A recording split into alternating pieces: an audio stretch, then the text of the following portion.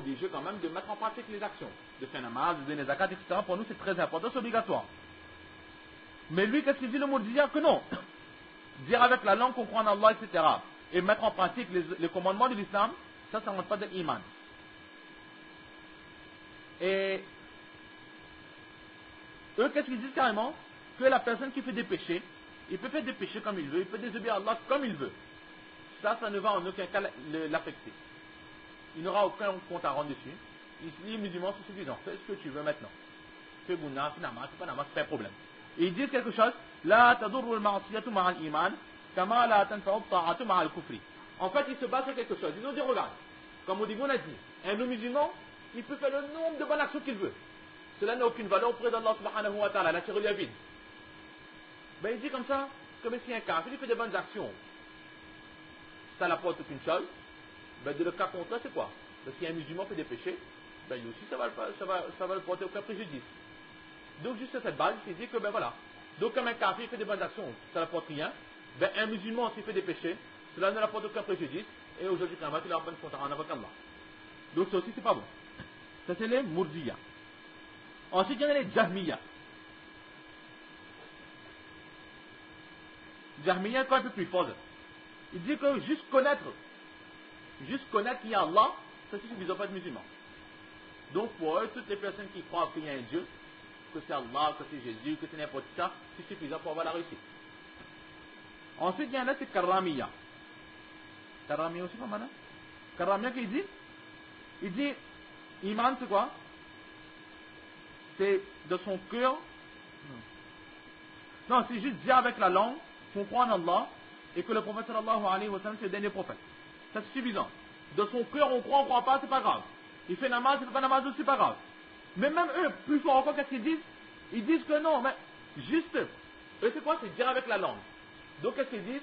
Ils disent que avant de naître là, qu'on était encore dans le monde des âmes, qu'on a fait le ahd alastu, qu'Allah subhanahu wa ta'ala il a dit, ne suis-je pas votre Seigneur? Alastu bi rabbikum? Alors là tout le monde a dit, qalu bala, très certainement c'est notre Seigneur. Ben, Karamiya dit, ben, dans le temps où t'es pas qu'on est là, t'es pas qu'on est encore dans le ciel avec Allah là, ben, qu'on a dit, Alastu bi rabbikum, qalu bala, ben, ça c'est suffisant, nous sommes tous des musulmans. Ça c'est leur croyance à eux. Donc tout cela, ce qu'on a vu, c'est pas bon. Il y a juste Imam Abu Hanifa, rahmatullah alayhi, et Imam Shafi, rahmatullah alayhi, avec deux autres imams, Malik et Imam Ahmad, rahmatullah ta'ala, la définition, c'est la meilleure des définitions. Pour récapituler, c'est quoi? Imam Abu Hanifa, il dit que Iman, c'est quoi? C'est juste croire dans son cœur que Allah, il est un, que son prophète sallallahu alayhi wa sallam, c'est le dernier prophète. On n'est pas obligé de le dire avec la langue, et on n'est pas obligé de faire les actes d'adoration. Si on les fait, c'est-à-dire, si on ne les fait pas, on ne sortira pas du iman, on sera toujours musulman.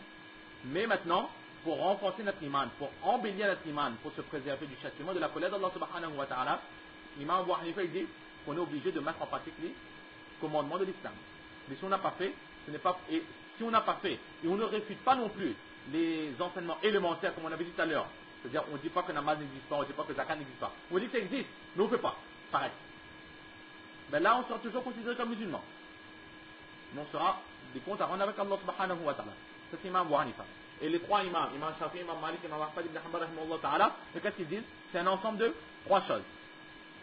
Croire aussi dans le cœur, dire aussi avec la langue, et faire les actions. Mais pour Imam Abu Hanifa, les autres groupes, qu'est-ce qu'on avait dit? On avait vu qu'ils ont dit que si quelqu'un ne fait pas les namaz, ne fait pas zakat, ils sont plus musulmans. Mais Imam Abu Hanifa, Imam Shafi, etc., qu'est-ce qu'ils disent? Ils disent non. Si quelqu'un ne fait pas namaz, etc., il sera toujours considéré comme musulman. Donc, si on regarde bien, entre Imam Abu Hanifa et Imam Shafi et les trois autres imams, la différence qu'apparemment on voit, ce n'est qu'une différence au niveau de la définition. Mais dans le fond même, ils sont tous sur un même point. Que le iman, c'est quoi? Croire en Allah. Ici, on nous le demande, dire avec la langue. Et ensuite, pour embellir, pour renforcer notre iman, pour avoir le vrai iman qui est demandé aux musulmans, mettre les commandements de l'islam en pratique. Maintenant, la question se pose, pourquoi il y a eu cette différence dans la définition de l'iman? En fait, c'est simple. Vous voyez, après Imam Abu Hanifa, toutes les définitions qu'on a dit, les Mu'tazila, les Khawarij, les Murjiya, Jahmiya, Karramiya, c'est en fait à cause d'eux que nos imams étaient obligés de changer de définition. En fait, pourquoi? Parce qu'on a vu les Mu'tazila, les Khawarij, qu'est-ce qu'ils ont dit? non. Non, les Jahmiya, ils ont dit que juste reconnaître Allah c'est suffisant.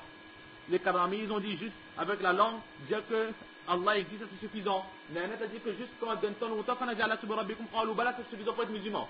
Ils ont commencé à faire des définitions de iman tellement fausses qu'ils ont commencé à induire les autres dans l'erreur. Donc à ce moment-là, ces personnes-là, c'est Aïma, qu'est-ce qu'ils ont dit? Ils ont dit non. Ben là, c'est un peu trop de souplesse là c'est un peu trop n'importe quoi là. Donc ils ont dit que non, iman c'est pas ça. Ben les autres ont dit iman c'est quoi? Ben ils ont volontairement donné une définition très dure de iman. Ils ont dit iman c'est quoi? Iman c'est tu crois dans ton cœur. Ensuite dis avec ta langue. Et c'est aussi des actions. Si tu ne fais pas les actions, ben ton iman est en danger. Ben là tout le monde est obligé, si c'est pas iman, je fais la mal, il faut faire la mal. Parce qu'avant ça, quand il y avait trop de souplesse, ah ben